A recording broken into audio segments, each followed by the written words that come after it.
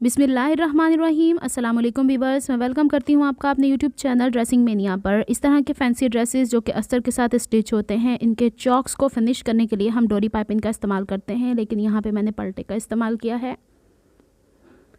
इस ड्रेस के ऊपर कहीं कहीं सीक्वेंस की चमक थी, तो मैंने सोचा था कि मोतियों से मैं इसके चॉक के ऊपर एक लेयर बनाऊँगी और उसको अलहदा से स्टिच करूँगी।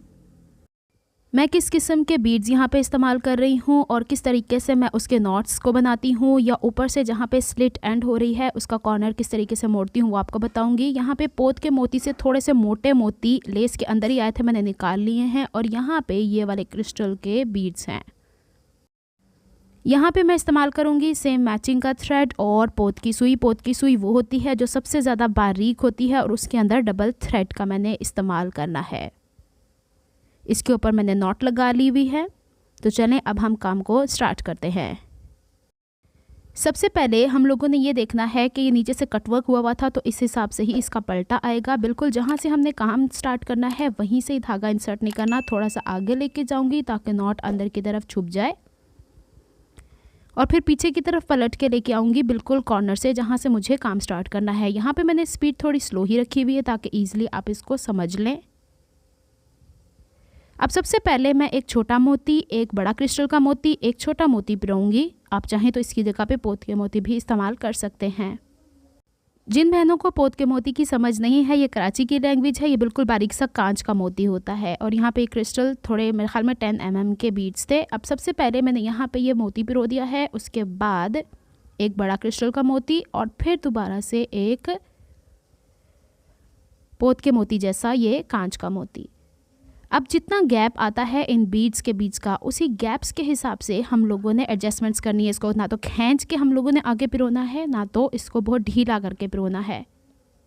यहाँ पे हम निडल नीचे से ऊपर, ऊपर से नीचे भी ले जा सकते हैं। काम हमने ये चौक के साइड्स के ऊपर करना है, तो मैं कोशिश करूँगी नीचे से ऊपर। जब मैं ये चौक पूरा कंप्लीट कर चुकी तब मुझे रियलाइज़ किया कि हमेशा ये काम उल्टे हाथ से सीधे हाथ की तरफ किया जाए तो ज़्यादा बेहतर होता है। कपड़े की साइड में से छोटा सा टांका लेने के बाद जो पोत का मोती है उसमें से धागा बाहर निकालना है। पहले नंबर पे तो 3 मोती पिरोए, लेकिन हम जब सीक्वेंस आगे बढ़ाते चले जाएंगे तो अब एक बड़ा क्रिस्टल का मोती और एक पोत का मोती पिरोना पड़ेगा और ये सीक्वेंस आगे चलती चली जाएगी। इस तरीके की बनी हुई लेसेस भी बाज़ार से दस्तयाब हैं, लेकिन जब उनको हम स्टिच करना स्टार्ट करते हैं, एंड करते हैं, तो हमें पक्का करना पड़ता है। तो बेहतर यही है कि हम इसे खुद से स्टिच कर लें। अब जितनी बीड की स्पेस थी उसके मुताबिक स्टिच करने के बाद दोबारा से हम लोगों ने पोत के मोती में से सुई गुजार लेनी है। यहाँ पे मैं आपको थोड़ा क्लोज करके दिखा रही हूँ, दोबारा से देख लें। एक बड़ा मोती क्रिस्टल का और फिर एक छोटा पोत का मोती। ये सीक्वेंस चलती रहनी है और बस ध्यान ये रखना है कि जितना मोती का गैप है उतना ही टांका लिया जाए। अब ये देखिए किस तरीके से मैं नीडल पीछे से आगे की तरफ लेके आ रही हूँ। अब हम इसको स्टिच करते चले जाएंगे और बहुत एहतियात से कॉर्नर से हमने इसके छोटे छोटे टांके लेते चले जाना है। पाइपिंग के ऊपर नहीं आएगा धागा ये, और ये थोड़े क्रिस्टल के अंदर से इसका सुराख देखना थोड़ा सा दिक्कत वाला काम होता है क्योंकि इस पर शाइन होती है। बस ये इस तरीके से हमने काम करते चले जाना है। अब जब इसके बाद हमारे पास ऊपर स्लिट का कॉर्नर आएगा या नॉट आएगी, वो मैं आपको बता देती हूँ नॉट बनाना, ताकि जैसे हम ये ड्रेसेस पहनते हैं हमें इसकी नॉट्स आगे पीछे से भद्दी मालूम ना हो, खूबसूरती से हमारा काम कंप्लीट हो जाए। तो इसको मैं कंप्लीट स्टिच करके, और जैसे ही धागा इसका छोटा रह जाता है फिर मैं आपको बताती हूँ कि मैं इसकी नॉट किस तरीके से बांधती हूँ। जब भी 1 से 1.5 इंच का धागा रह जाएगा तो आखिरी आप लोगों ने वैसे ही पिरो देना है जैसे यहाँ पे बीट को पिरोया है। इसके बाद धागे का लूप सा बना के जंजीरी टांके की तरह 1-2 नॉट्स लगा देनी है और यहीं पे ख़त्म नहीं कर देना धागे को। बीट्स के अंदर से पिरो के 3-4 लेयर्स में से फिर दोबारा नीचे की तरफ जब हम जाएंगे वहाँ पे एक नॉट लगानी है, और नॉट लगाने का तरीका मैं आपको बता चुकी हूँ। जंजीरा सा बना के उसके अंदर से धागा गुजार देना है और फिर 1-2 मोतियों से गुजार के फिर नीचे की तरफ जाके और धागे को गुम कर देना है शर्ट के फैब्रिक के अंदर। इस तरीके से ज़रा सा भी कहीं पे नहीं रहेगा, और यहाँ पे हमने टेल कट कर देनी है। That's it. अब हमने दोबारा से डबल धागा लेना है, उसको वैसे ही नॉट लगानी है, लेकिन हमने डायरेक्टली वहीं से स्टार्ट नहीं करना जहाँ से हम लोगों ने बीट को पिरोना स्टार्ट करना है। 2-3 जो हम लोगों ने लूप से बना दिए हैं मोतियों के, उससे पीछे की तरफ से हम इसे लेकर आएंगे और जो हमारा पोत का मोती होगा उसकी मदद से सुई ऊपर की तरफ निकाल लेंगे और हम यहाँ से दोबारा से वैसे ही मोती लगाना शुरू कर देंगे जैसे कि मैंने आपको पहले बताया है।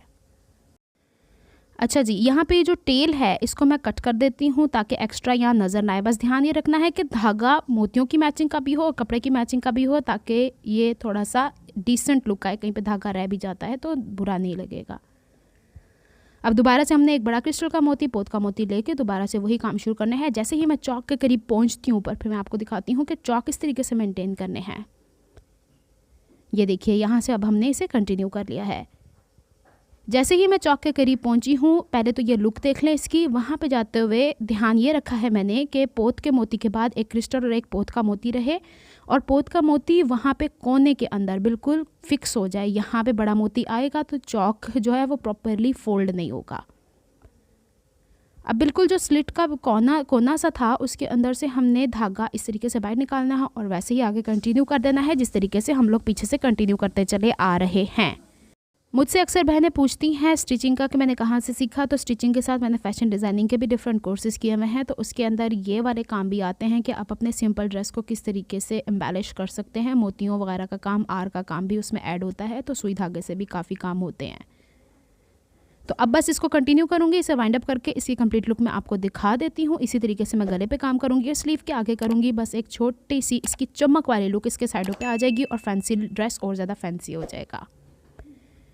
ये देखिए, और इसके चौक के ऊपर मैं आपको दिखा देती हूँ, जो छोटा सा मोती मैंने लगाया उसकी वजह से चौक इजीली फोल्ड हो रहा है। अगर मोटा मोती मैं वहाँ लगा देती तो चौक आराम से फोल्ड नहीं होता, उसमें गैप आता। तो अगर आपको मेरी एफर्ट्स पसंद आती हैं तो please like my videos, subscribe to my channel, hit on the bell notification for more updates. मिलती हूँ किसी नेक्स्ट वीडियो में किसी नए आइडिया या किसी नए प्रोजेक्ट के साथ। तब तक के लिए अल्लाह हाफिज़।